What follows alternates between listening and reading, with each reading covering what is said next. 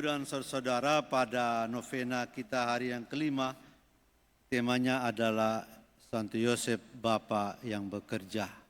Saya mau tanya, yang menjadi tukang kayu itu di keluarga Nazaret itu Yosef atau Tuhan Yesus? Siapa yang jadi tukang kayu? Hah? Yosef. Angkat tangan Yosef.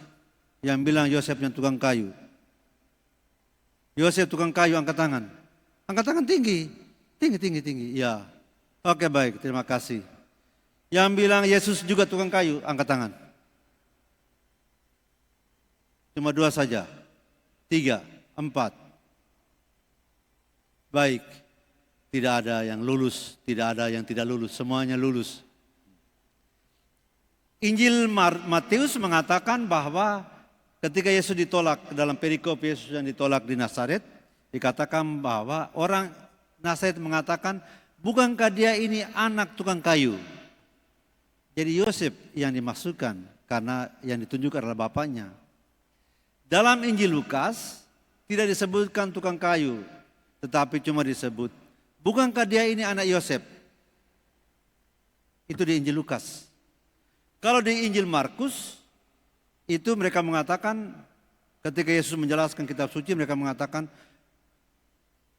bagaimana bisa dia melakukan mujizat itu dari tangannya? Bukankah dia ini tukang kayu? Jadi Injil Markus mengatakan Yesus itu tukang kayu. Jadi Yosef sebagai tukang kayu, dia menurunkan pekerjaannya itu kepada anaknya. Ya. Jadi Yesus juga tukang kayu, bukan hanya Yosef saja. Yosef, Bapak Yosef dengan Yesus itu sama-sama tukang kayu. Karena Yesus itu mulai menjalankan tugas putusannya, pergi keluar rumah dan pergi mengajar dan seterusnya itu pada usia sekitar 30 tahun menurut para ahli. Jadi dia sudah sangat dewasa, maka dia sudah tahu bisa mengerjakan pekerjaan yang dilakukan oleh ayahnya. Nah, ibu bapak dan saudara, kerjaan manusia itu oleh gereja dikatakan bahwa merupakan panggilan manusia untuk melaksanakan kehendak Allah. Dalam kitab Kejadian, kisah tentang kejatuhan manusia, kitab Kejadian pasal 3 ayat 9, itu dikatakan bahwa kamu harus bekerja dengan keringat untuk bisa hidup. Waktu mereka sudah jatuh dalam dosa, Allah memberitahu Adam dan Hawa begitu. Jadi mereka harus bekerja.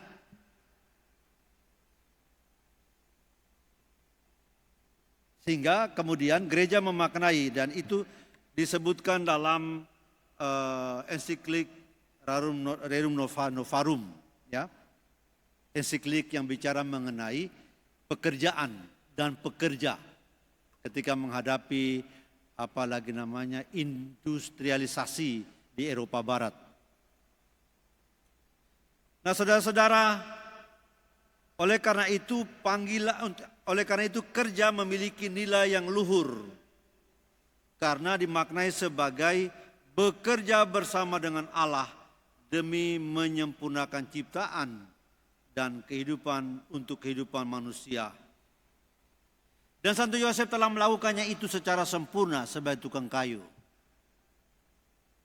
Dia melakukan pekerjaan itu dengan baik untuk menghidupi keluarganya di Nazaret. Dan kemudian seperti tadi saya katakan bahwa dia kemudian menurunkan keahliannya sebagai tukang kayu itu kepada Yesus, putranya. Sehingga pekerjaan itu adalah pekerjaan yang mulia, ya, pekerjaan yang mulia. Karena itu adalah panggilan dari Allah, dan orang yang bekerja itu mengambil bagian di dalam seluruh proses bersama dengan Allah untuk penciptaan kembali. Selanjutnya, Paulus menegaskan bahwa pekerjaan itu adalah suatu kewajiban. Maka dia menulis surat yang kedua kepada jemaat di Tesalonika, atau surat pertama itu dia menyebutkan bahwa jika seseorang tidak mau bekerja, janganlah ia makan. Artinya sebuah kewajiban. Ya, sebuah kewajiban.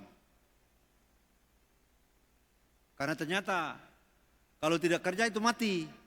Mengapa? Karena tidak makan. Jadi wajib bekerja. Itu berarti menegaskan bahwa kita harus sungguh-sungguh bekerja bersama dengan Allah. Bahkan dalam ensiklika dikatakan bahwa apabila manusia dengan persatuan dengan Yesus yang adalah tukang kayu dari Nazaret yang telah mati di kayu salib, maka dia bekerja sama dengan Putra Allah dalam karya penebusan. Jadi dengan Allah itu ambil bagian di dalam seluruh proses penciptaan kembali dunia, tetapi dalam kesatuan dengan Kristus kita mengambil bagian di dalam seluruh proses penebusan yang dijalani oleh Sang Putra, yaitu Tuhan kita Yesus Kristus. Nah, ada tiga dokumen yang bicara mengenai bekerja, itu satu, Rerum Novarum, itu dikeluarkan tahun 891 oleh Paus Leo ke-12 dalam menghadapi situasi ekonomi di Eropa Barat ketika itu, ya. Pada waktu terjadi modernisasi, industrialisasi, banyak pekerjaan manusia diganti dengan mesin dan seterusnya.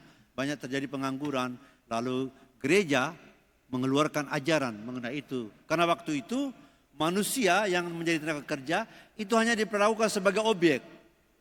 Nah, dalam ensiklika itu Paus mengatakan bahwa manusia harus menjadi subjek dari pekerjaan dan harus dijamin hak-hak mereka. Itu yang disebutkan. Ensiklika kedua adalah Rerum kedua adalah Laborem Exercis. Itu dikeluarkan oleh Paus Yohanes Paulus kedua, almarhum Santo Yohanes Paulus kedua. Itu menegaskan hal yang sama mengenai martabat para pekerja.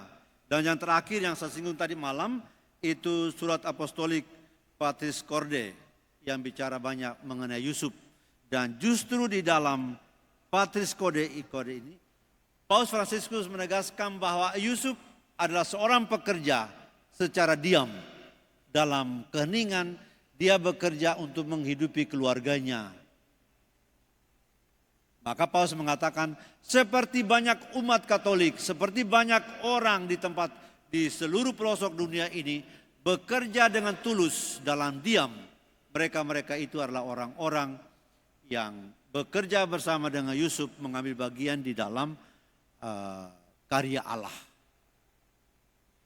Ibu-ibu yang bangun subuh sebelum orang lain bangun dan mereka sudah mulai bekerja, menyiapkan sarapan, mempersiapkan kelengkapan anak-anaknya mau pergi sekolah, mau pergi bekerja, itu adalah mereka-mereka yang bekerja dalam kesunyian, mereka bekerja yang tanpa dilihat oleh orang banyak, tetapi mereka itulah orang-orang yang mengambil bagian di dalam pekerjaan bersama dengan Allah.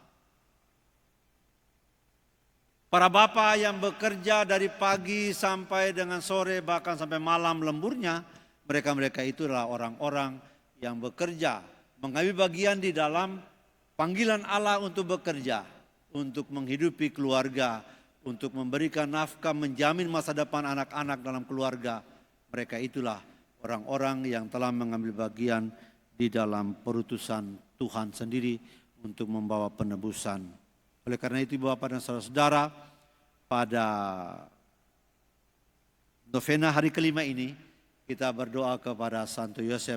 Semoga dia mendoakan kita ke hadapan Allah, ke hadapan putranya yang kudus, yang juga adalah seorang tukang kayu, seorang pekerja. Semoga pekerjaan-pekerjaan yang kita jalani, yang sederhana, yang kecil, dan juga yang besar, yang memiliki akibat untuk kehidupan banyak orang, sungguh-sungguh diberkati Tuhan, agar hidup kita sungguh-sungguh bermakna sebagai orang-orang yang mengambil bagian di dalam penciptaan Tuhan dan penebusan Kristus. Semoga Tuhan memberkati kita.